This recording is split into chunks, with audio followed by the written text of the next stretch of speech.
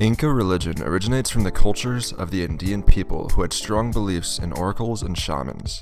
Knowledge was directly learned from these people who first created the foundation of the Inca religion. The Inca religion uses stories and tales that personify natural features such as the sun, moon, and stars. With high emphasis on giving human-like behaviors to inanimate objects, people in the Incan civilization began to ascribe natural weather phenomena to the gods. The Inca believed in multiple gods, where the god who created humans was called Viracocha. The tale goes that Viracocha created giants that roamed the earth. However, due to their size, they destroyed much of the land. Viracocha decided to create smaller versions of the giants, hence the creation of humans. The humans were greedy and arrogant, further frustrating Viracocha. He decided to flood the land, leaving behind only 3 humans to repopulate the earth. To avoid this new race of humans from disobeying him, he disguised himself as a priest, teaching the locals about the various gods. Satisfied with his progress on teaching the Inca people, he walked out on Lake Titicaca, where he disappeared into the sky. The Inca have many different rituals and ceremonies that go along with their religion. For thousands of years, Andean people have performed rituals and ceremonies, so it is built deep into their culture. They believed, like many ancient civilizations, that these rituals or ceremonies could help their harvest, give them good health, and help prevent disasters. They began as small sacrifice rituals, however the Inca turned these into massive affairs. Some of these could be week-long or more festivals that were attended by thousands of people. These types of ceremonies could occur when something important happened, like a natural disaster, illness, or big battle. The Inca had 3 main large ceremonies: Capac Raymi, Aymorai, and Inti Raymi. Capac Raymi was celebrated in December at the beginning of the rainy season. In Inca civilization, manhood was reached at 14 years of age, and that is primarily what this festival celebrated. The festival could last as many as 3 weeks.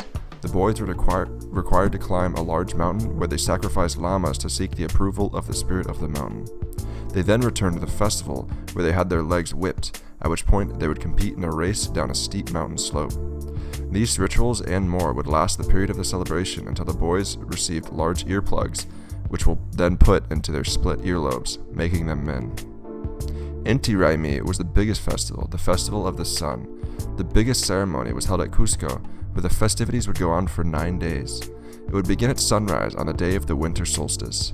The festival connected the new year of the Inca myth of creation, and it praised the sun god Inti as the source of all life and the father of the first Incas.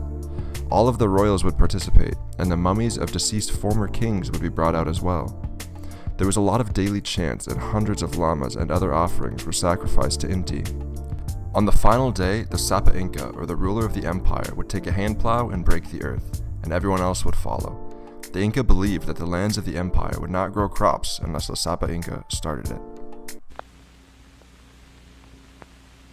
The social hierarchy of the Inca is heavily associated with their religion. The roles of the people is relevant because of how significant their spiritual views were, making this hierarchy important because of the huge role religion and religious leaders play. Religion was what made the social strata and hierarchies function. Considering the laws enforced and listening to them was crucial to pleasing the gods. To begin, there are 4 primary levels to the social system. At the top is the Sapa Inca, which is basically the most powerful position, or also sort of similar to a king.